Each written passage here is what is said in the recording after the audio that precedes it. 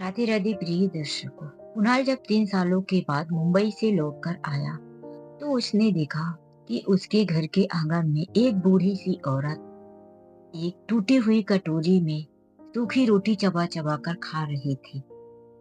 कुणाल की नजर थाली पे थी, इसलिए उसने उस बूढ़ी औरत का चेहरा नहीं देख पाया। जैसे ही उस बूढ़ी औरत ने कुणाल को देखा तो अपने फटे पुराने साल से चेहरे को ढके हुए मेन गेट से बाहर भाग गई। कुणाल उसे पीछे भागता हुआ दिखता रह गया, लेकिन जब घर के अंदर कुणाल आया तो माँ से पूछता है, माँ, वह औरत कौन थी जो हमारे घर के आंगन में बैठकर रोटी और प्याज नमक खा रही थी और मुझे देखते ही बाहर भाग गई। कुणाल की माँ ने कहा, बेटा, वह पड़ोस में रहने वाली एक औरत है। उसका घर में कोई नहीं है, इसीलिए वह कभी कभी मेरे घर आ जाती है और मैं उसे कुछ खाने को दे देती हूँ। वह तुम्हें देखकर शायद डर गई होगी, इसीलिए भाग गई। कुणाल ने कहा, माँ, इसमें मुझसे डरने की क्या बात? क्या मैं उस औरत को भगा देता? कुणाल की माँ ने कहा, बेटा, ये सब बातों में तुम कहाँ उलझ गए? जाओ, कपड़े चेंज करो, हाथ पैर धो लो। मैं तुम्हारे लिए तुम्हारे पसंद का खाना बनाई हूँ। कुणाल माँ से पूछता है, माँ, मेरी दादी कहाँ है? पहले मैं अपनी दादी से मिलूंगा, उसके बाद ही मैं खाना खाऊंगा। कुणाल बैग रखकर तुरंत अपने दादी के कमरे में जाता है और कहता है, दादी, तुम कैसी हो? वह क्या देखता है कि उसकी दादी की हड्डियां बाहर निकल चुकी थी, आंखें अंदर धंस चुकी थी, पूरा चेहरा सूख गया था, बालों में सफेदी थी। तो कुणाल ने पूछा, दादी, तुम सिर्फ 3 सालों में इतनी बुढ़ी हो गई? क्या तुम बीमार रहती थी जो इतनी कमजोर दिखने लगी हो? कुणाल की दादी ने अपने आप को एक कपड़े में लपेटते हुए कहा, अरे नहीं बेटा, बस समय है, इंसान का बदल जाता है और अब मैं बूढ़ी हो चुकी हूँ। तुम बताओ, तुम कैसे हो? कैसी रही तुम्हारी नौकरी? तुम्हें वहां मुंबई में कोई तकलीफ तो नहीं थी? कुणाल ने कहा, नहीं दादी, मैं वहां ठीक से था, बस तुम सबकी बहुत याद आती थी। लेकिन अब मैं आ गया हूँ और अब मैं यहीं रहूंगा तुम सबके साथ। दादी उसकी बलाएं लेते हुए उसे अपने गले से लगा लेती है, फिर कहती है, जा, तेरी माँ तुझे खाने के लिए बुला रही है। कैसी बात करते हो दादी? क्या मैं अकेले खाना खा लूंगा? बचपन में तुम्ही तो मुझे खिलाया करती थी और मैं माँ के हाथों से कहाँ खाता था। हाँ, आज तुम मुझे खिलाना मत, लेकिन मेरे साथ तुम खाने चलो। कुणाल अपनी दादी को जबरदस्ती अपने खाने पर लेकर आता है। कुणाल की माँ कहती है, बेटा, तुम्हारी दादी को यह सब खाना नहीं हजम होता। उनके लिए मैं अलग से बिना तेल मसाले का खाना बनाकर देती हूँ ना। यह गाजर का हलवा, यह पूरी, यह खीर, यह सारी चीजें तुम्हारी दादी को नहीं हजम होगी। कुणाल कहता है, माँ, एक दिन में दादी को कुछ नहीं हो जाएगा, मेरे साथ खाना खाने दो। कुणाल की माँ दांत दबाकर रह जाती है। कुणाल अपनी दादी के साथ खाना खाता है। फिर डरी सहमी सी कुणाल की दादी अपने कमरे में चली जाती है तो कुणाल भी दादी के कमरे में पीछे पीछे जाता है और कहता है, दादी, सुनाओ, और क्या हाल है? मुझे पता है, दादू जब इस दुनिया से गए उसी समय पर मेरी नई नई ड्यूटी चालू थी। मैंने छुट्टी के लिए कई बार एप्लीकेशन भी लगाया, लेकिन दादी, मुझे छुट्टी नहीं मिली और मुझे इस बात का बहुत तकलीफ था। लेकिन दादी, यदि मैं नौकरी भी नहीं करता तो मेरे दादू का और तुम्हारा, माँ का, पिताजी का सपना टूट जाता, इसीलिए मैं नहीं आ पाया। कुणाल की दादी कहती है, कोई बात नहीं बेटा, तुम खूब खुश रहो, आगे बढ़ो, मेरा आशीर्वाद तुम्हारे साथ है। फिर कुणाल की माँ पहुंच जाती है। अरे बेटा कुणाल, जब से तू आया है तो अपनी दादी के पास ही है। क्या मैं तेरी कोई नहीं हूँ? क्या मुझसे बात करने का कोई हक नहीं है? कुणाल की माँ कुणाल को खींचकर अपने साथ बाहर लेकर आती है। दूसरे दिन उठते ही कुणाल अपने दादी के कमरे में जाता है, लेकिन ये क्या, सुबह सुबह 6 बजे दादी कमरे से गायब कहाँ हो गई थी? माँ सो रही थी। तो कुणाल सोचा कि क्यों ना मैं थोड़ा गांव की ठंडी ठंडी हवा ले लेता हूँ। इसीलिए वह घर के आंगन में जैसे ही पहुंचा तो उसने देखा सुबह 6 बजे ठंड में एक बूढ़ी औरत बिना चप्पल पहने, बिना मोजा पहने, एक पतली सी साड़ी पहने हुए आंगन में झाड़ू लगा रही थी और अपने सिर और दांत में उस साड़ी के पल्लू को दबाए थी। कुणाल ने उसको देखते ही आवाज दिया, अरे ओ दादी, दादी माँ आप कौन हो? लेकिन उस औरत ने जैसे ही कुणाल की आहट सुनी तो वह फिर से उसी मेन गेट से भागकर बाहर चली गई। बाहर इतना धुआं था कि कुछ भी दिखाई नहीं दे रहा था। कुणाल ने उस औरत को कई बार आवाज दिया लेकिन वह पीछे मुड़कर नहीं देखी। तो कुणाल कमरे में आया और बोला, माँ उठो माँ, आज फिर वह औरत आपके आंगन में झाड़ू लगा रही थी। माँ, वह कौन औरत है? क्या आप उसे काम पर रखी हो? नहीं नहीं बेटा, मैंने उस औरत को काम पर नहीं रखा है। वह बहुत ही खुददार औरत है। कभी कभी मेरे घर पर खाना खाती है। इसीलिए जब भी उसका दिल करता है, बिना कुछ कहे ही वह हमारे घर का काम कर देती है। बेटा मैं तो सो रही थी, उसका मन हुआ होगा तो उसने आंगन में झाड़ू लगाना शुरू कर दिया। बस उसका कुछ दिमागी हालत भी ठीक नहीं रहता। कुणाल ने कहा, माँ इतनी ठंडी है, कम से कम आप उसे मोजे और चप्पल वगैरह तो दिला सकती थी ना। आप उसे एक स्वेटर साल भी दिला सकती थी। वह भले ही खुददार औरत है, आपसे नहीं मांगेगी, लेकिन जब वह कभी कभी आपके घर में काम करने आती है तो आपको इतना दिला देना चाहिए। कुणाल की माँ ने कहा, बेटा मैंने सब कुछ दे रखा है। वह ऐसी औरत ही है, कुछ पहनती नहीं। बोलती है काम करने के समय मुझे सारी चीजें भारी लगती है। और मैंने कहा ना कि उसकी दिमागी हालत ठीक नहीं है। वह किसी के भी घर जाकर ऐसे ही काम करने लगती है। तुम छोड़ो ना बेटा इन बातों को। जब से आए हो तुम उसी औरत के पीछे पड़ गए। कुणाल ने कहा, माँ लेकिन वह मुझे देखकर भाग जाती है तो मुझे बहुत अजीब सा लगता है। कुणाल ने पूछा, माँ लेकिन दादी भी तो कमरे में नहीं है, दादी कहाँ गई? कुणाल की माँ ने कहा, तुम्हारी दादी सुबह सुबह टहलने निकल जाती है। डॉक्टर ने उन्हें चलने के लिए कहा है। माँ कल से मैं भी दादी के साथ टहलने जाऊंगा। वैसे भी मैं मुंबई में जब रहता था तो रोज सुबह उठकर जिम जाया करता था। अब यहाँ तो कोई जिम है नहीं, इसीलिए मैं टहल ही लिया करूंगा। तो कुणाल की माँ ने कहा, अरे तुम कहाँ दादी के साथ जाओगे? तुम आराम से सो। इतनी जोर की ठंड में तुम सुबह सुबह उठकर क्यों जाओगे? तुम मत उठना। कुणाल अपनी माँ की बात का कोई जवाब नहीं दिया। फिर वह जब अपने दादी के कमरे में गया तो अब दादी कमरे में ही थी। उसने देखा कि दादी को बहुत जोरों का बुखार हो रहा था। उसने कहा, दादी तुम सुबह सुबह टहलने क्यों गई थी?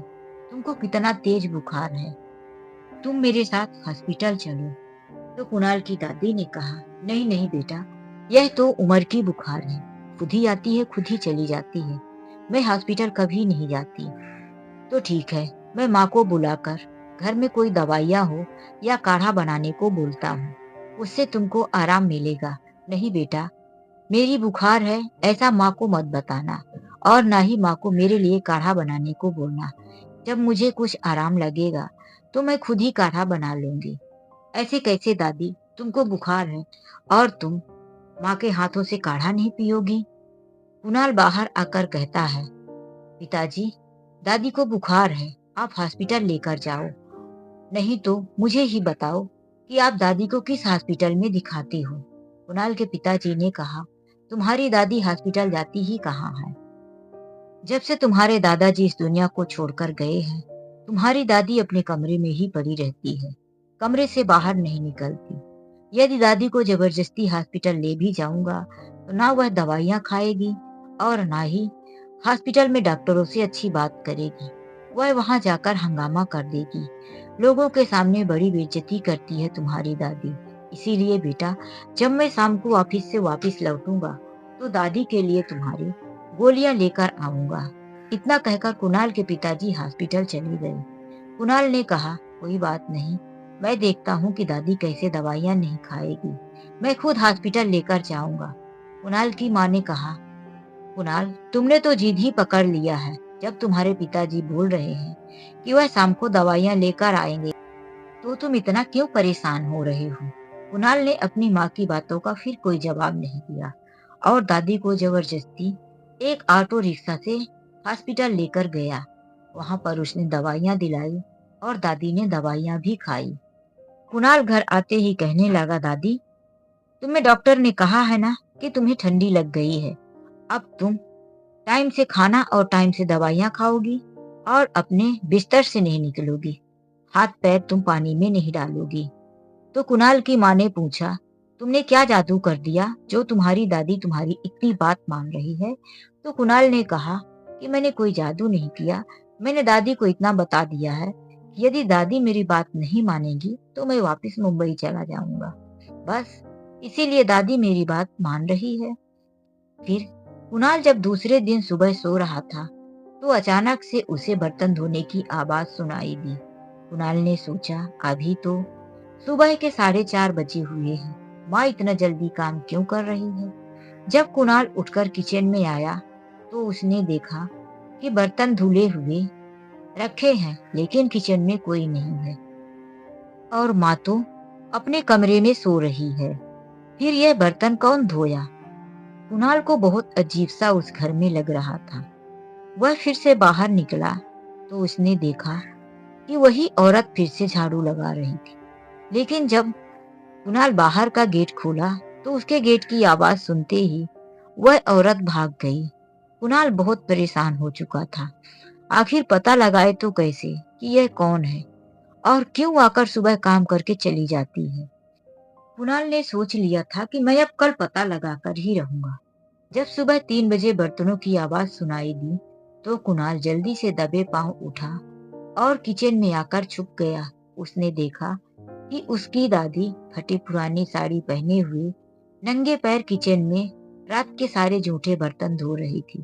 फिर उसने देखा कि दादी ने पूरे घर के अंदर झाड़ू मारा और फिर सारे कपड़ों को पानी में भिगो दिया। उसके बाद दादी झाड़ू उठाई और आंगन में झाड़ू मारने लगी।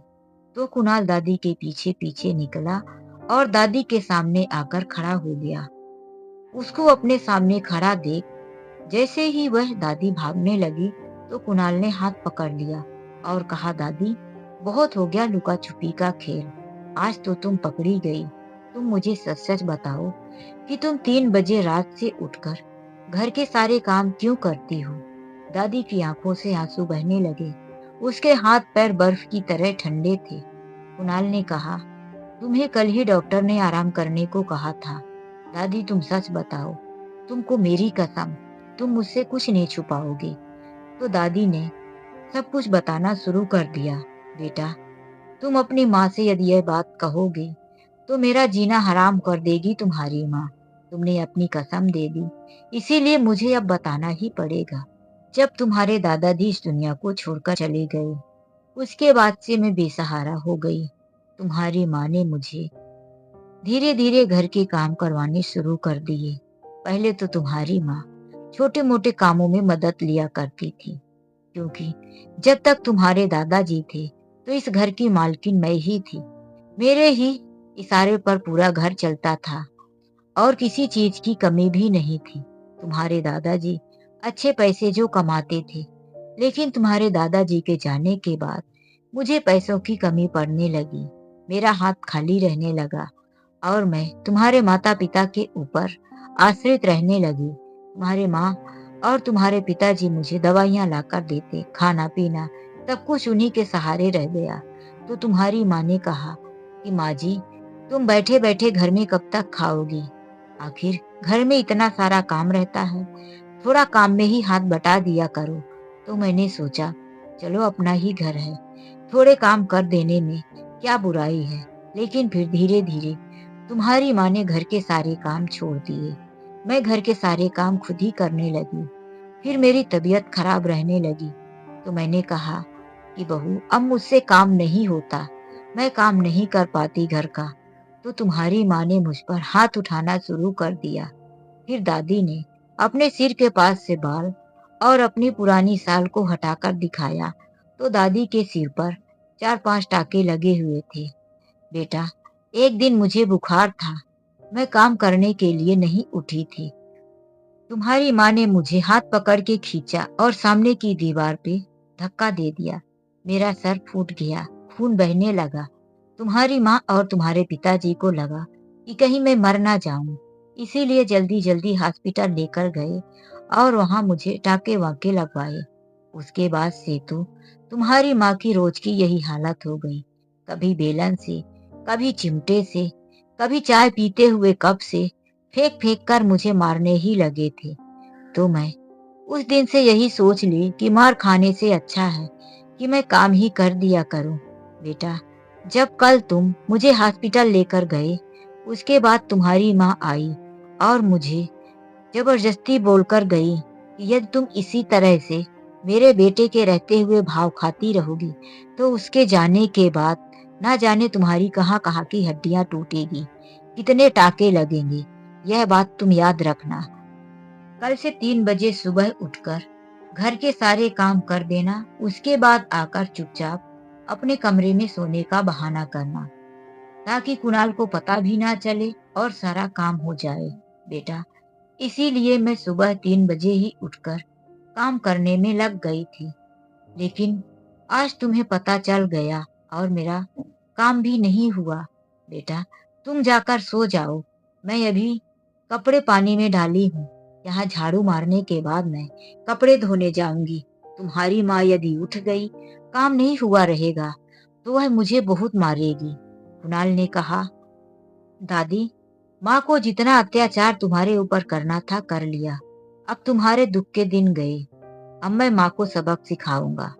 तुम जाओ, मेरे कमरे में सो जाओ और मैं तुम्हारे कमरे में जा रहा हूँ।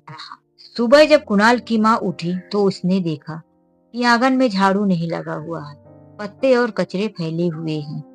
फिर वह नहाने में गई तो उसने देखा कि कपड़े भी सिर्फ पानी में डले हुए हैं, कपड़े भी नहीं धुले। फिर कुणाल की माँ कुणाल के कमरे में गई, यह देखने के लिए कि कुणाल कहीं उठा तो नहीं। लेकिन जब उसने देखा कि कुणाल के कमरे में चादर ताने हुए कुणाल सो रहा है, तो वह फिर सास के कमरे में गई और वहां पर उसने अपनी सास को धक्का मारते हुए, अरे महारानी, तुम अभी सो रही हो? अरे, कल बेटे के साथ जाकर हजारों रुपए की दवाइयां लेकर आई हो और अभी भी महारानी बनकर सो रही है। उठती है कि नहीं? इतना कहकर कुणाल की माँ अपनी सास के ऊपर पानी डाल देती है। ले बुढ़िया, कल तुझे ठंड लग गई थी ना, तो ले, आज तुझे मैं नहला रही हूँ, फिर देखती हूँ तेरी ठंड कैसे नहीं जाएगी। इतनी आवाज सुनकर कुणाल के पिताजी भी कमरे में पहुंच जाते हैं। तो कुणाल की माँ कहती है, देखते हो अपनी माँ को, अभी तक यह महारानी सो रही है। कल तुम्हारे मना करने के बाद भी यह कुणाल के साथ दवाइयां लेने और उसके साथ घूमने चली गई थी। उठती है महारानी कि 2-4 बाल्टी और डाल दूं। इतना कहकर वह जैसे ही कुणाल की चादर खींचती है, तो देखकर हैरान रह जाती है। उसकी आंखें फटी की फटी रह जाती है। कुणाल कहता है, हाँ माँ, लाओ, 2-4 बाल्टी पानी और डाल दो, क्योंकि कल दादी को बुखार था और तुम यह दादी को नहला रही थी आज। अगर आज यहाँ मैं नहीं होता, तो मैं सारी हकीकत कैसे देख पाता? माँ, तुमने तो अत्याचार की हद कर दी। अरे, कल दादी को बुखार था। डॉक्टर ने दादी को नहाने और ठंड में जाने से मना किया था, लेकिन तुम तो खुद ही दादी के ऊपर लाकर ठंडा पानी डाल रही थी। और माँ, तुम कैसी हो? दादी के बीमारी की हालत में भी दादी से घर के सारे काम ठंड में करवाती हो। ऊपर से दादी काम ना करे तो तुम दोनों मिलकर दादी को मारते भी हो। कुणाल की माँ ने कहा, यह सब झूठ है। तुम्हारी दादी बहुत झूठी है। तुम्हारी दादी की दिमागी हालत खराब है। वह पागल हो गई है। वह तुमसे जो भी बोली है वह सब झूठ है। कुणाल ने कहा, दादी की दिमागी हालत बिल्कुल खराब नहीं है। हालत तो तुम दोनों की खराब है। तुम दोनों झूठ बोल रहे हो। आज मैंने सब कुछ अपनी आंखों से देख लिया। जिस मकान में तुम लोग रह रहे हो, यह मेरे दादाजी का बनाया हुआ मकान है और तुम दोनों ने इस मकान को धोखे से अपने नाम करवा लिया। इस घर में आज भी एक एक चीज दादी की और दादाजी की मेहनत की कमाई है। तुम दादा दादी की कमाई पर तुम दोनों ऐश कर रहे हो और दादी को इस घर की नौकरानी से भी बदतर बना दिया। दिल तो करता है कि तुम दोनों को अभी अभी जेल भेज दूं। ये देखो, यहाँ पर मैंने मोबाइल भी लगा दिया था। सारी चीजें रिकॉर्डिंग हो गई है। तुम दोनों को जेल जाने के लिए यह सबूत काफी है। तो कुणाल की माँ और उसके पिताजी उससे हाथ जोड़कर कहने लगे, बेटा, तू अपनी माँ और पिताजी को जेल भेजेगा। जो हुआ उसे भूल जा बेटा। आज के बाद मैं ऐसी कोई गलती नहीं करूंगी और ना ही तुम्हारे दादी को कोई तकलीफ होगी। तुम दोनों ने जो गलती किया है वह माफी के लायक नहीं है। मैं तुम दोनों को जेल तो नहीं भेज सकता क्योंकि मैं तुम्हारा बेटा हूँ। दुनिया क्या कहेगी कि एक बेटे ने ही अपने माता पिता को जेल भेज दिया, इसीलिए। लेकिन तुम्हारे गलती की सजा तो तुम दोनों को ही मिलेगी। फिर कुणाल ने अपना मोबाइल निकाला और अपने दादाजी के एक वकील को फोन लगा दिया। आधे घंटे के बाद जब वकील घर पर आए, कुणाल ने कहा, मेरे दादाजी की वसीयतनामा निकालो। दादाजी की वसीयतनामा आपको चेंज करना है, यह मेरी दादी का कहना है, क्योंकि दादी के पति का जो भी वसीयतनामा है उसमें अभी दादी का अधिकार है। फिर दादी सामने आई और सारी वसीयतनामा अपने नाम करवा ली।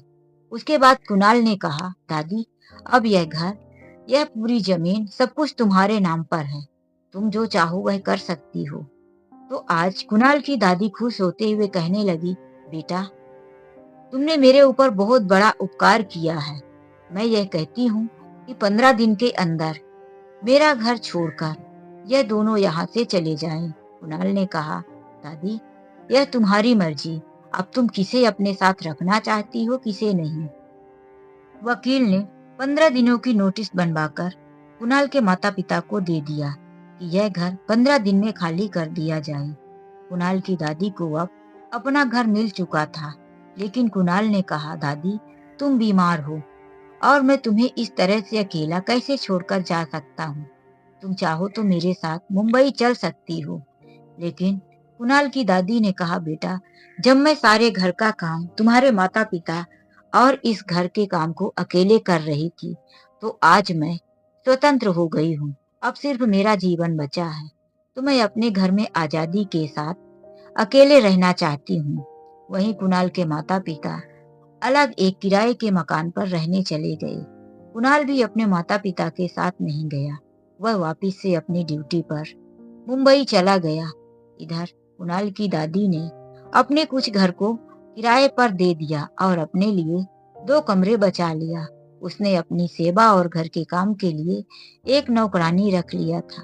अब कुणाल की दादी पहले से अच्छी जिंदगी जीने लगी थी और अपने पोते को लाख लाख दुआ दे रही थी कि भगवान करे मेरा पोता हमेशा सुखी रहे। तो दोस्तों, यह कहानी आप लोगों को कैसी लगी, लाइक और कमेंट करके जरूर बताएं। मेरे चैनल पर पहली बार आए हैं तो सब्सक्राइब करना मत भूलिए। राधे राधे, जय